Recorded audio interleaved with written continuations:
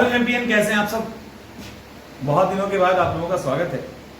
Actually आप लोगों को पता है कि पिछले आई थिंक 15-20 दिनों से मैं एक्टिव नहीं था, कारण बताया था आपको। अब ठीक है, तो मैंने बोला भी था 20 तारीख से फुल फ्लेज में चीज़ें शुरू हो जाएंगी। इस बीच में जो जो हम नहीं करवा पाए वो सब आपको करवा दिया जाएगा, जो भी है हर प्लेटफॉर्म पे वो हो जाएगा। बीपीएससी 72 की बात करें तो बीपीएससी 72 का एग्जाम पोस्टपोन हो गया है, ये आप में से सब लोग जानते हैं। अब जैसा कि मैंने कल कहा भी, कुछ लोगों के लिए अच्छी खबर है और कुछ लोगों के लिए बुरी खबर। अच्छी खबर उनके लिए जिनको समय चाहिए था, बहुत बड़ी संख्या है बच्चों की जिनको कुछ समय चाहिए था, और बुरी खबर उनको इनके लिए जिनकी तैयारी पूरी हो चुकी थी। उनको लगता है कि चलो एग्जाम लेके निपटा देते, क्योंकि एग्जाम का एक अपना प्रेशर होता है। और जैसे अब एग्जाम का डेट एक्सटेंड हो गया, कई सारे सवाल आपके दिमाग में आ रहे होंगे और पता नहीं कब एग्जाम होगा नहीं होगा, ये सारी चीजें चल रही होंगी। और फिर क्या आगे का करंट अफेयर्स पढ़ना है, ऐसी ऐसी चीजें दिमाग में आ रही है ना। देखो, इतना तो कंफर्म है कि एग्जाम कुछ दिनों के लिए तो टल ही गया। जिनकी तैयारी हो चुकी है या जो तैयारी कर रहे हैं, दोनों को टाइम मिला है। तो जिनकी तैयारी ऑलरेडी हो गई है उनको क्या करना है, उनको उसको मेंटेन करना है। आप ऑलरेडी आगे थे, अगर आप उसको कंटिन्यू रखेंगे तो आप आगे ही रहेंगे और मजबूत होंगे, और आपको लगता है कि कोई चीज छूट गया है तो उसको कर लोगे, क्योंकि तैयारी तो आपकी हो चुकी है। और जो पीछे थे उनके पास मौका ये है कि वो अपने लूप होल्स को देखें। उनको ये तो समझ में आ गया होगा, क्योंकि एग्जाम कैंसिल कब हुआ है? 2 दिन पहले पोस्टपोन कैंसिल 2 दिन पहले हुआ है। इट मीन्स अब वो तो एडमिट कार्ड का इंतजार कर रहे थे। एडमिट कार्ड के इंतजार करने का मतलब जो तैयारी थी वो लॉक हो चुकी है। समझिए इस बात को, जो तैयारी थी आपकी वो तो लॉक हो चुकी है। अब उसी के बेस पे आप एग्जाम देने वाले थे 26 को, यानी जितना होना था हो चुका। अब आपको रियलिटी पता है, अब आपको सच्चाई पता है कि आपने जितना पढ़ा था क्या उससे एग्जाम निकल पाएगा या एग्जाम नहीं निकल पाएगा। बहुत सारे बच्चे मैसेज कर रहे हैं, थैंक गॉड बच गया, सबको लग रहा है कि बच गया। अब जो समय मिला है इसमें हम उसको ठीक कर लेंगे। कई बार ऐसा होता है कि बार बार समय मिलने के बाद भी ठीक नहीं हो पाता है। इस बार समय मिला है, ऐसी गलती नहीं कीजिएगा।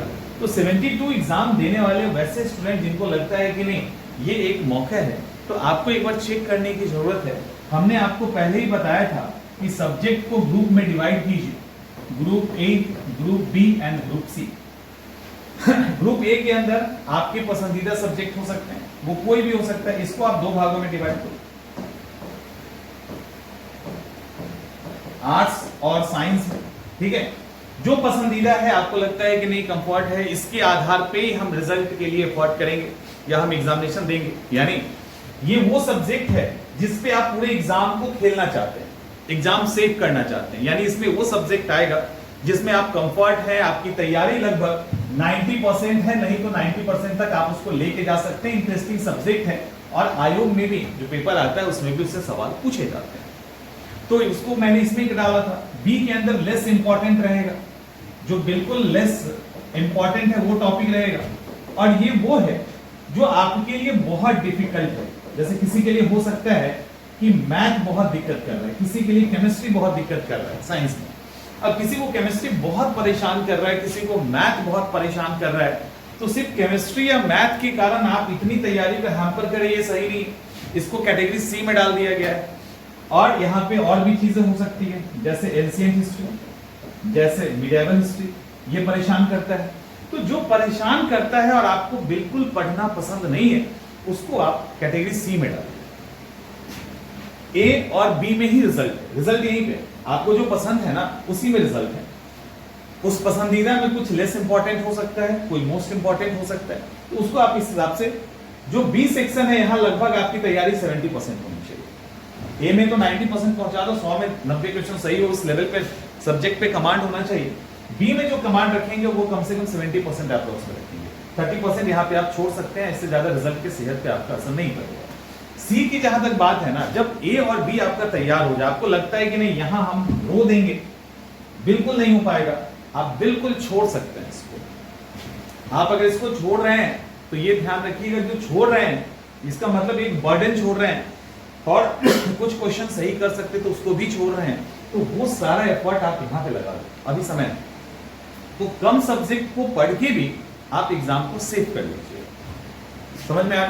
तो जितना भी आपके पास समय बचा है और जिस तरह से आपको समय मिला है तो इतना आप तो समझ ही रहे होंगे कि एक तरह से जीवन दान मिला है। बहुत ऐसे स्टूडेंट होंगे जिनका ये आखिरी मौका होगा। अब आखिरी मौका होगा और आप चूकने के कगार पे थे और आपको जितना समय मिल गया वो डूबते को तिनके का सहारा नहीं, डूबते को पूरा लकड़ी का सहारा मिल गया, लकड़ी का गट्ठर मिल गया है। तो आप उस पर आराम से बैठ के पार कर सकते, इतना समय तो आपको मिल ही जाएगा। और जो अभी टाइम होता है ना एग्जामिनेशन का, ये टाइम और समय से अलग होता है। अभी का जो समय है ना, इस समय दिमाग का पेस एक अलग लेवल पे होता है। और अभी आप जो डिफिकल्ट भी लगता है ना, इसको भी बहुत आसानी से कर लोगे। ऐसा नहीं है इसमें बहुत मुश्किल होगी, तो आप इसको कर सकते हो। तो अभी आपकी कोशिश ये होनी चाहिए, ए और बी वाले सेक्शन में कुछ छूट गया है उसको ठीक कर ले। अब यहाँ पे अगर आएंगे ना, तो अगर 30 to 40% भी आप तैयार कर लेते हैं, 30 to 40% भी तैयार कर लेते हो ना। अब 30 to 40% अगर इसको हम तैयार करने जाए, मैथ्स को छोड़ देते हैं, मैथ को छोड़ देते हैं। अगर हम केमिस्ट्री, एंशिएंट और मिनरल हिस्ट्री जैसे सब्जेक्ट जो आपको लगता है यहाँ पे डाल सकते हैं, उसके मोटे मोटे फैक्ट्स तो आपको याद होगा ना। और आपको जो डिफिकल्ट लगता है वो सबको लगता होगा ऑलमोस्ट, बहुत जैसे हिस्ट्री है तो हिस्ट्री नहीं लगेगा, केमिस्ट्री जो साइंस वाले को नहीं लगेगा। नहीं तो ये कुछ ऐसे कॉमन सब्जेक्ट है जिसमें बहुत सारे बच्चे कंफर्टेबल नहीं होते। आर्ट्स वाले भी हिस्ट्री और मिडावल में फंस सकते हैं, और साइंस वाले भी केमिस्ट्री उनको पसंद नहीं आ सकता है, कोई बड़ी बात नहीं, मैथ एक को छोड़ दीजिए।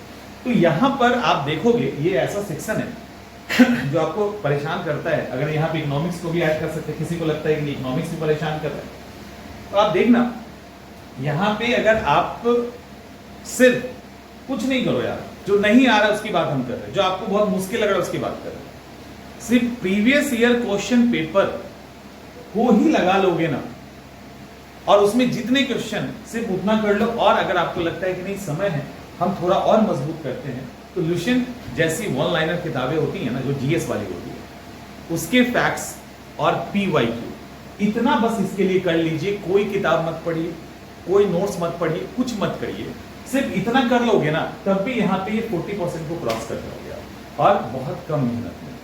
लेकिन आपके रिजल्ट का बेस ये है और दूसरा बेस ये है, ये बस फोकट में है। फोकट में ये है कि अगर रिजल्ट के कट ऑफ को आप क्रॉस भी कर जाते हैं और आप कट ऑफ से क्रॉस करते हैं, तो हमेशा डर रहेगा रिजल्ट आने के पहले तक पता नहीं होगा नहीं होगा, होगा नहीं होगा। लेकिन जब आप बहुत अच्छे से क्रॉस करते हैं तो आपको पता है रिजल्ट तो आ ही रहा है। तो वो फील करवाने के लिए इसका भी थोड़ा बहुत योगदान रहता है। तो वो आप काम कर लोगे तो अभी आपकी प्रीलिम्स भी सेफ हो जाएगी, और मेंस के लिए भी आप कॉन्फिडेंस में रहोगे कि रिजल्ट तो आ ही रहा है, तो मेंस की तैयारी भी हैम्पर नहीं होगा। तो इसके लिए इस बीच में अगर आप ये पर्टिकुलर काम कर लेते हो, और अभी आप कहोगे सर हमको बता दीजिए, तो आप बताने की जरूरत नहीं है, क्योंकि सब कुछ आपको दिख चुका है। अगर ये एग्जाम 1-2 महीने पहले पोस्टपोन हुआ होता है, डेट एक्सटेंड कर दिया जाता, तब आपको हो सकता था वो नहीं दिखता। लेकिन आप में से ऐसा कोई बच्चा नहीं है, मैं गारंटी के साथ कहता हूं, जो थोड़ा सीरियस है और जो इस एग्जाम को देने जा रहा था, आप में से ऐसा कोई एक बच्चा नहीं होगा उसको पहले पता नहीं होगा कि हम इस एग्जाम में रिजल्ट देंगे या नहीं देंगे। उसको पता होगा हमारी तैयारी कितनी है, एग्जाम का लेवल क्या है, रिजल्ट आ रहा है कि नहीं आ रहा है, और उसको यह भी पता होगा कि क्यों नहीं आ रहा है। जब पता ही चल गया क्यों नहीं आ रहा है, और एक बच्चा भी ऐसा नहीं होगा जिसको पता नहीं है, जब क्यों नहीं आ रहा पता है, तो इस बार उसी क्यों नहीं आने पे काम कर लो ना और इस तरीके को अपना लीजिए, क्या ठीक है।